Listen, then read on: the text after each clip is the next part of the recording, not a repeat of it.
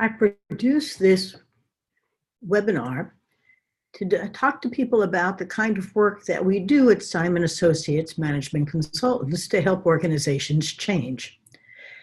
And change is something that people hate. The brain hates it, the culture hates it, and the organization has a hard time implementing even good ideas. So let me take you through this and see if it helps you understand how a little anthropology could help you, in fact, successfully change your organization.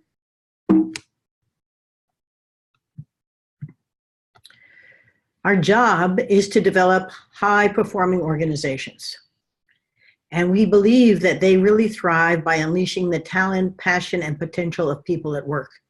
There's wonderful research that I can share with you about how the nature of the organization itself can bring out the great ideas that people carry with them, and why that's so important.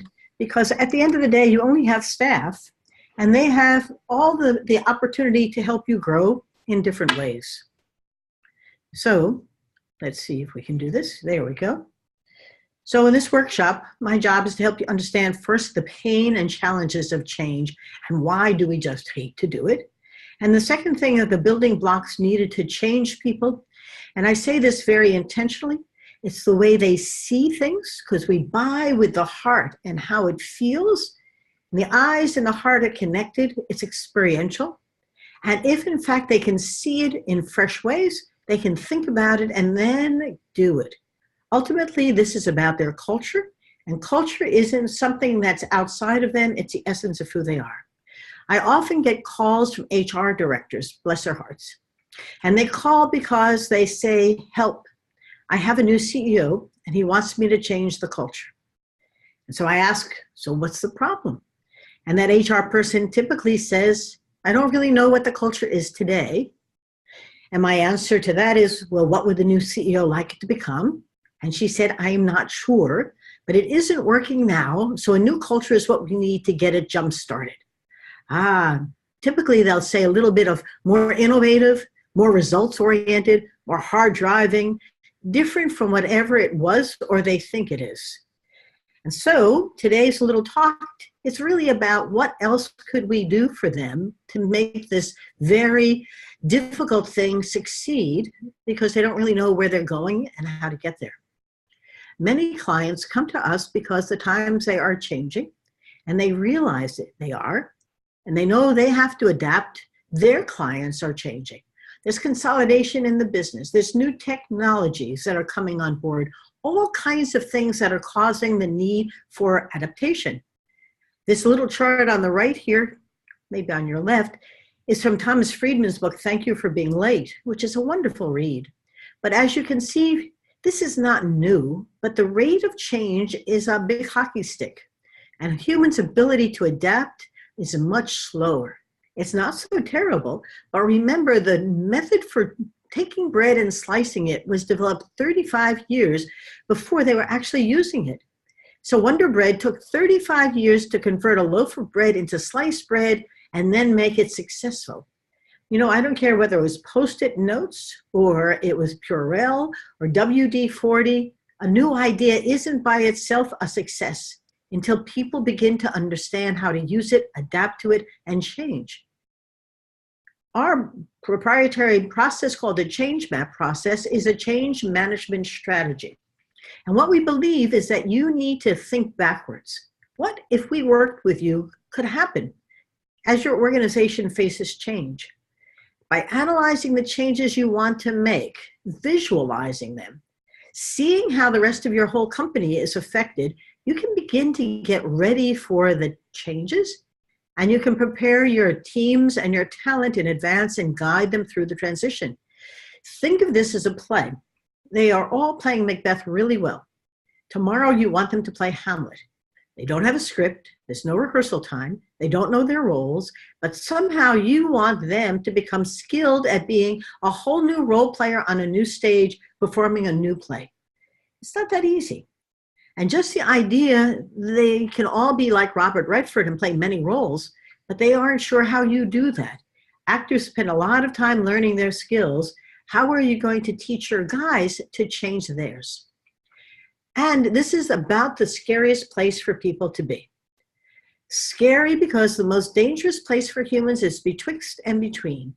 They don't like ambiguity. And so consequently, when they're betwixt and between, they are most uncomfortable. Now, why is change so challenging? When you are changing something in somebody's way of doing things, quite frankly, it isn't a task. It is the essence of who they are. It's really embedded in their whole interactions with others. Humans are cultural creatures, and it really makes a big difference. We don't see things as they are, we see things as we are. Remember, when we're born, we don't know much about anything. And as we grow up, every time we look in the mirror, we see beautiful. We see big and strong. We're not small and weak. And once we begin to develop that mind map of our reality, we sort everything else to conform to it. We want to be with other people like us. We think that we are beautiful and we want others who look like us to join us. We also are creatures of habits. While we think we have a lot of choice, often we have the paradox of choice. Too many choices. The most efficient way for us to get through the day is a well-honed habit. And so while we think that we are making up the day, if you look at your own day and the tasks you do in a week, they're pretty repetitive. I bet you even spend the same amount of money in the supermarket every week. We buy the same products and we're most comfortable not having to think about things. In part because your brain hates to change. I often tell people that you hire us and then you hate us, because the whole essence of what we're trying to do is help you see things with fresh eyes, and your brain is working hard to shut us down. We also join others like us. Remember, we look in the mirror and we see ourselves in a particular way. We go to find others who look and sound and feel like us, so we sound the same. We fly in the same kind of herds, and we begin to think in the same way. That comfort of the herd we often talk about is our culture. So when you begin to think about changing the culture, you're changing the essence of who we are. And many companies now are trying to diversify their staff. But what you might look at is at lunchtime, does that diversity sit together? Or do they find their own little cliques of people who are like them and turn into little mini ghettos within the company itself? I say that gently because people are birds of a feather and they flock with others who they share common values, beliefs, and personal identities.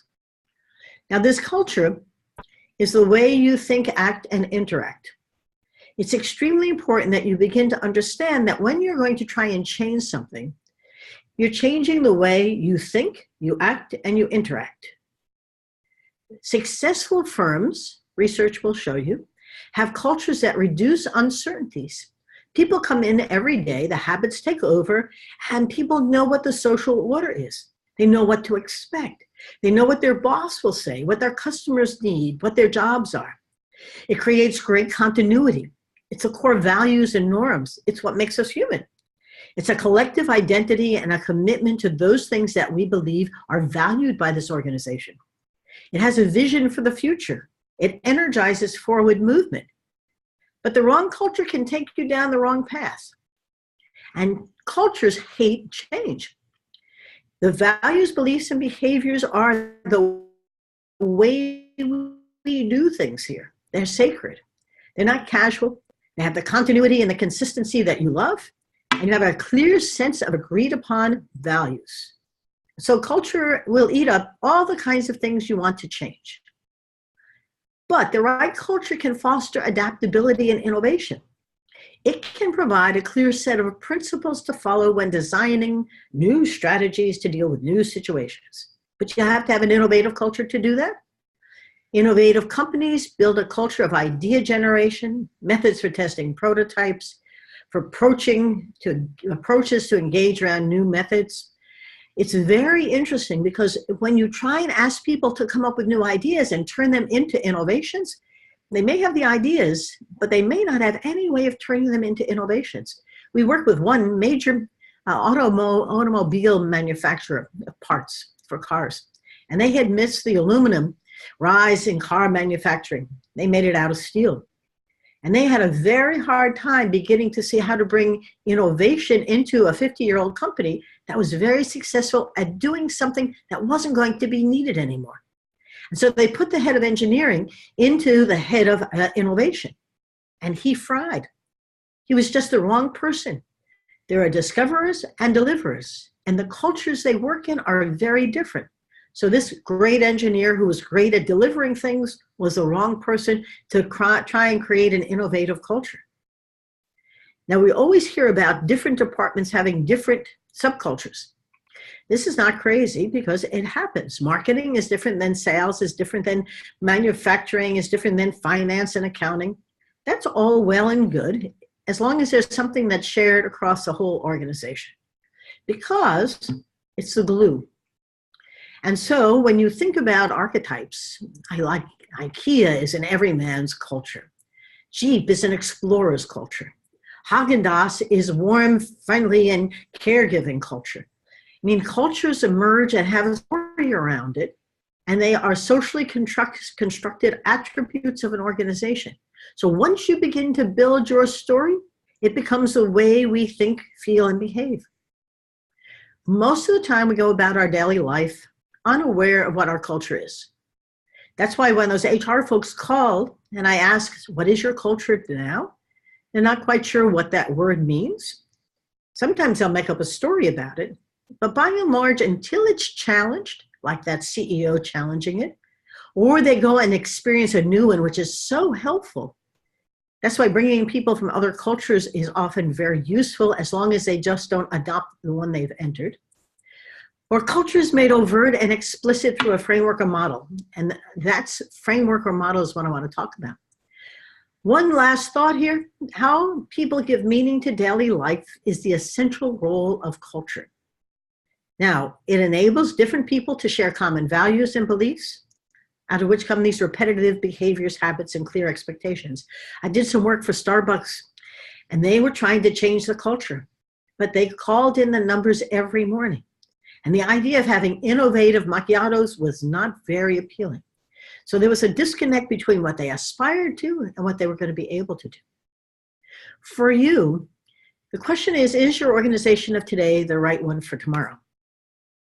So quickly, let me tell you about the OCAI, the Organizational Cultural Assessment Instrument, and how we diagnosed and change a culture. The method was developed at the University of Michigan by Dr. Kim Cameron and Dr. Robert Quinn. They found tremendous research, and well over 10,000 companies have used the methodology, but they found there were 4 dominant types of culture for organizations.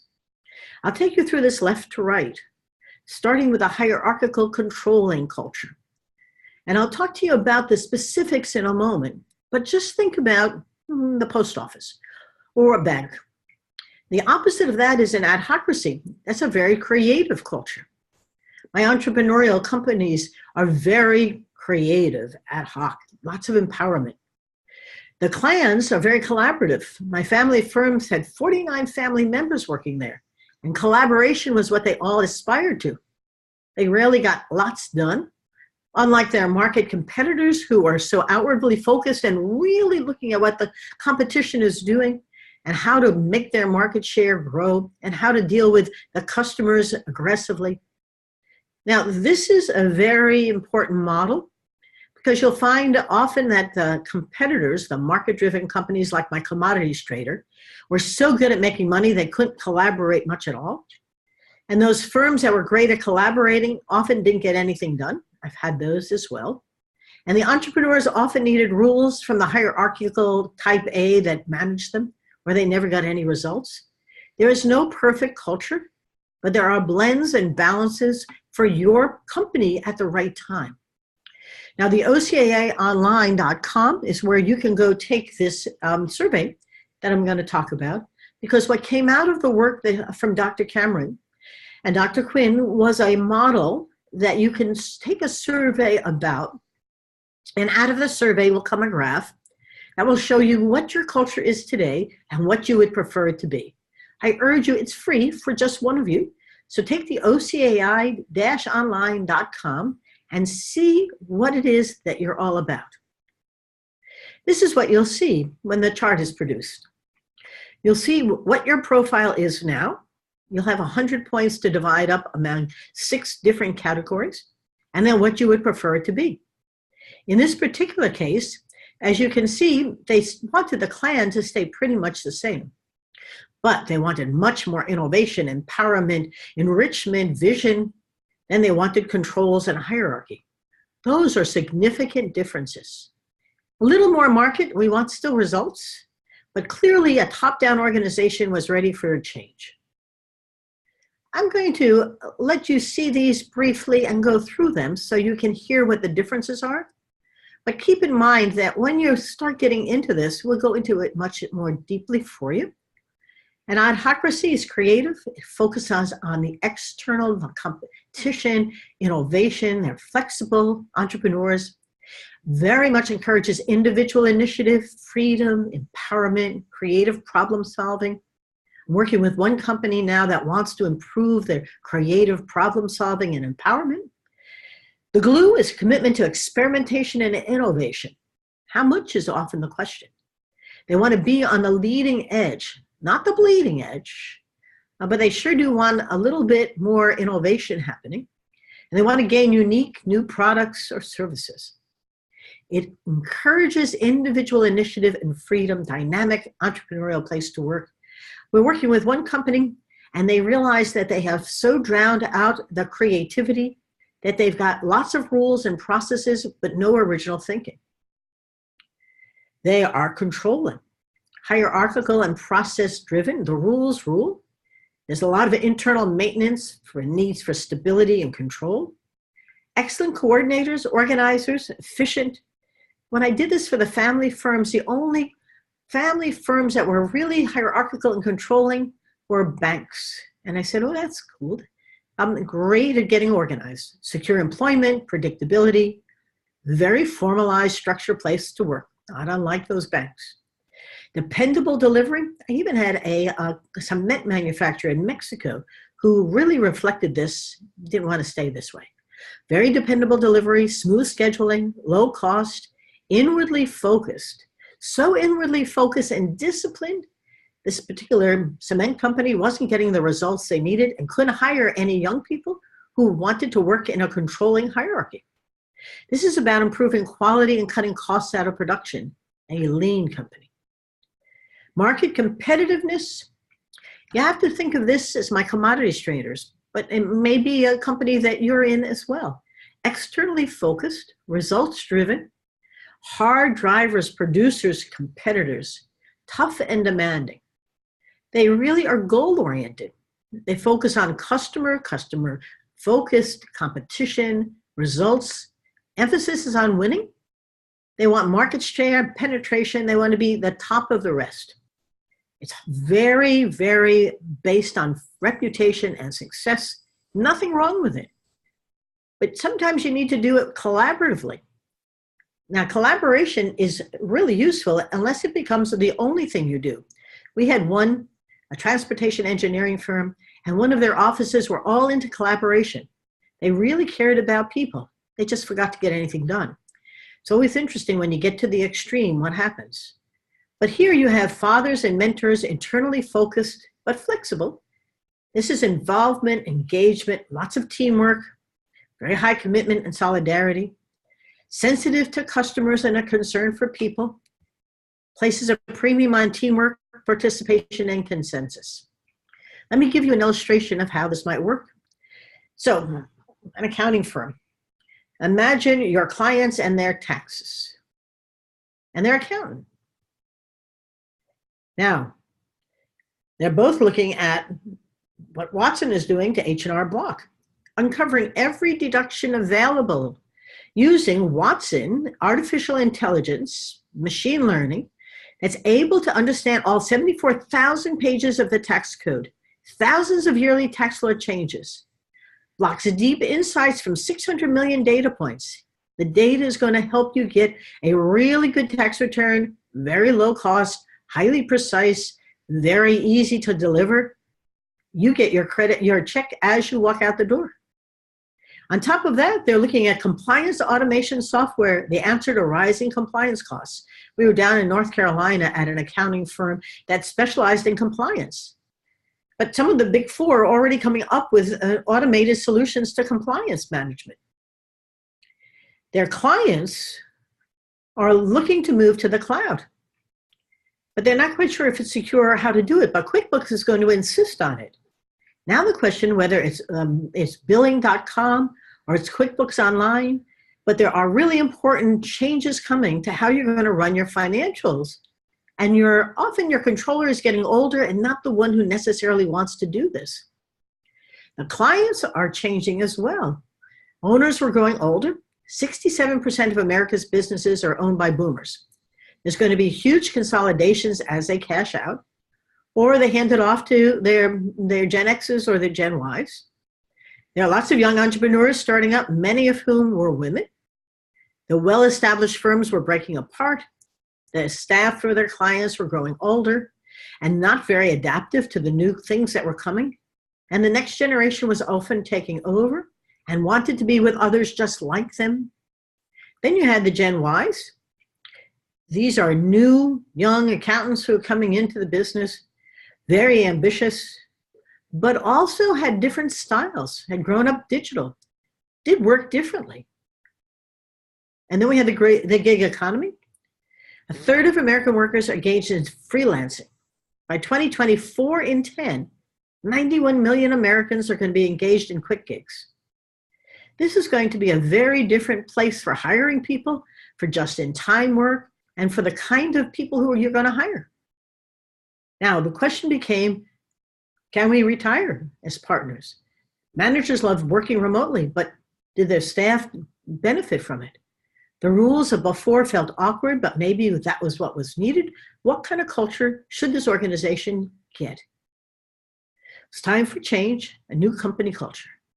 What did that mean? Remember the 4 types? Well, we had many of their key leadership take the OCAI, and we began to see some major changes. So I'll give you the top line here. As you can see on the left, one of the partners wanted to be more innovative and results-oriented, a little less collaborative and controlling, a little bit more outwardly focused. Another person actually wanted to become more structured. A third one on the right was one of the partners who really wanted to abandon all those rules and create self-starters. Here, there was somebody who managed a real new division, who wanted much more collaboration, teamwork, and innovation. And then one of the other partners wanted a balance, but still moving toward that autocracy in the market. The question became, what kind of culture did they really want? And that future leaders saw something very powerful that was more innovative and empowering, but how were the staff going to actually do it? What do we do when we learn all of this? What does this mean for change in your company? Well, we're going through a time of transformation. The major transformation taking place in business. Remember, we went from mechanization, water power, and steam power, and then we went to mass production and Henry Ford creating the assembly line, adding electricity and processes and steamrolling ways of getting it done. Then we had the computer and automation. And now we have cyber physical systems. All kinds of things coming, blockchain, artificial intelligence, mechanization, robots. And each type of culture has helped us adapt. But the question becomes now, what does that mean for a company going forward today? What is this all going to do for you? Trust me that this is not about thinking harder or sitting in your office. The real voyage of discovery consists not in seeking new landscapes, but in having new eyes. I cannot urge you enough to get out of your office and go see what's going on with your own customers. Spend time in their own offices. Go out and watch non-customers doing things. See what you can learn even from hanging out at a baseball game or being a coach for a Little League team. This is the time of the great accelerator. That blue graph was the way things were before. Things emerged. They had a majority. You had a late majority and the laggards. Blockbuster is one of my favorite. They could have owned Netflix. They didn't see them as anything other than a nuisance, right? You had maybe a BlackBerry. They had no idea what Apple was going to create. Why? The red is the world today. It's coming fast. We used to call it a fad. You emerge, you surge, and then you're purged. And then another one comes along. This is not time to sit still. And the whole office that you're in and all the people who are working with you are probably looking more like the left, which is Zappos, versus the one on the right, which is the way it used to be. Now, with that in mind, if you want to take your talented staff and create a different type of organization, you're going to have to do something. I love this little cartoon. What if we don't change at all? Something magical just happens. Expect them to throw up 4 hurdles: a cognitive hurdle, a motivational hurdle, a resource hurdle, and a political hurdle. What could happen? People just throw up the hurdles. They will tell you, I will change my mind and my behaviors if I see my leaders, colleagues, and staff behaving differently. And they mirror each other. I will change my mind and my behaviors if I understand what's being asked of me and it makes sense. People seek congruence between what they believe and why they have to change. Why matters a lot. I will change my mind and my behaviors if you develop my talent and skills and I teach me new ways to do things. And I will change my mind and my behaviors if I see you changing the organization structures, the way we do things, the rewards and recognition, and the way we celebrate achievements. You need to change for me to believe I should as well. This comes out of Vital Smarts, an award-winning process, well documented and really well researched about exactly this stuff. There are two areas here, motivation and ability. So how do you change? You need a process. On the first line, it's personal. How do you motivate them? By making the undesirable desirable.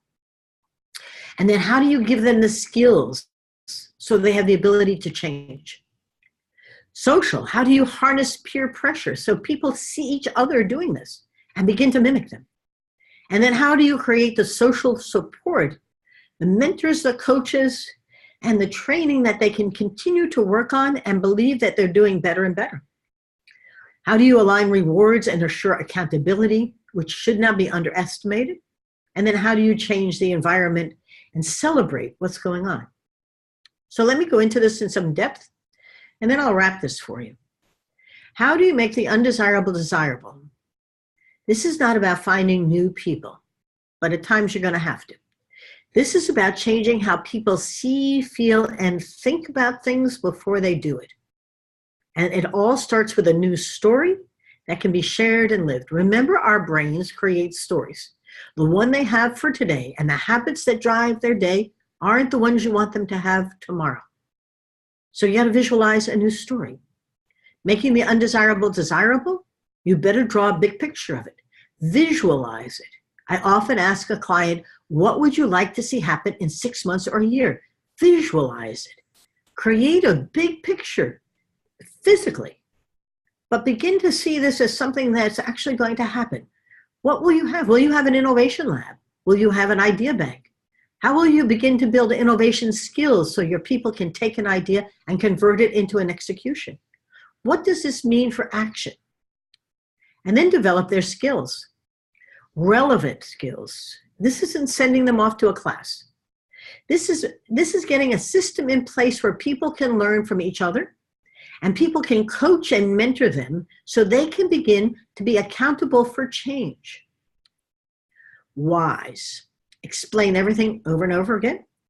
When people know why the change is necessary, they stop resisting. Explaining why shows them that you care and you have esteem for them. And then help them get ready for change. Get them anticipating it. Begin to have small preparation for it.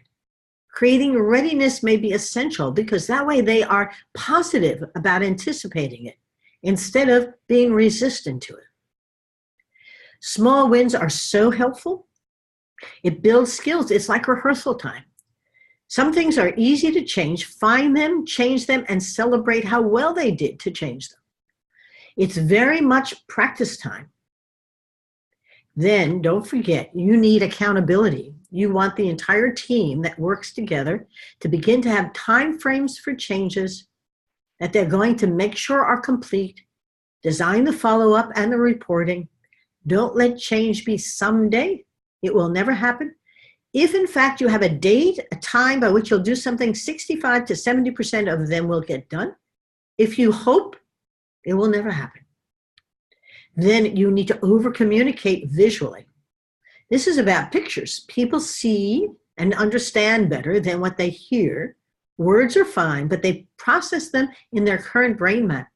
So they need something new. Share as much as you can regularly and as broadly as possible. Over-determine success.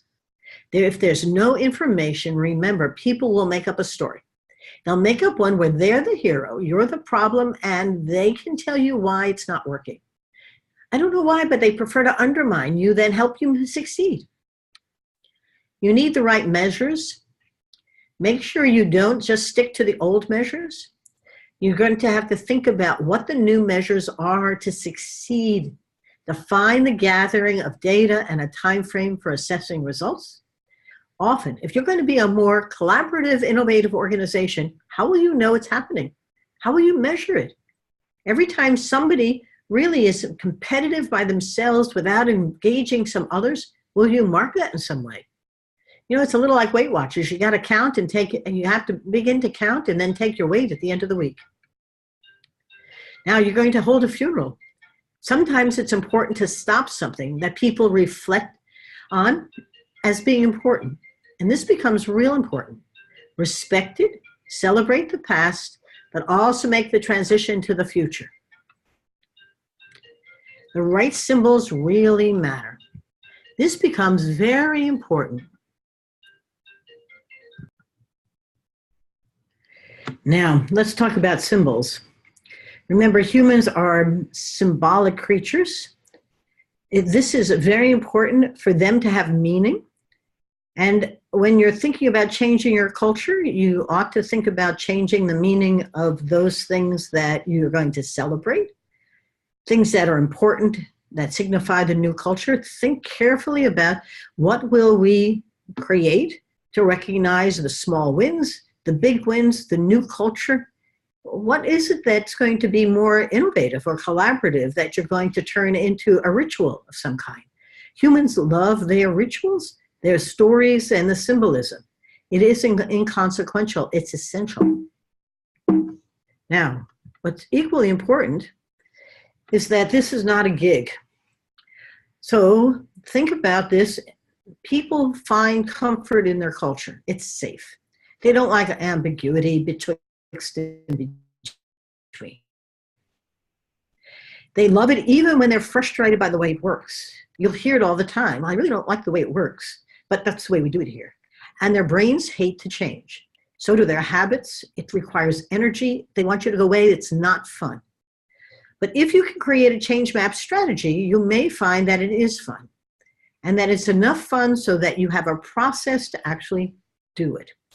So to take you through the process briefly, as we conclude, starting with the first part is to visualize the future. You're going to have to create an image, a story. Think of it as a movie set where you're going to play all kinds of new acting roles to put it together. But it's real important that you think about making the undesirable desirable. You want to be more innovative or results-oriented or more collaborative, or you want to really create better processes to take the efficiency out. What do you want to see happen? How will you know it is happening? Explain why over and over again. Don't think that saying it once at a staff meeting is sufficient. It's necessary for people to hear the story over and over as if you're marketing and advertising to them. Plan small wins to learn and test the results, because the sooner they can see it actually working. For example, let's talk about being more collaborative.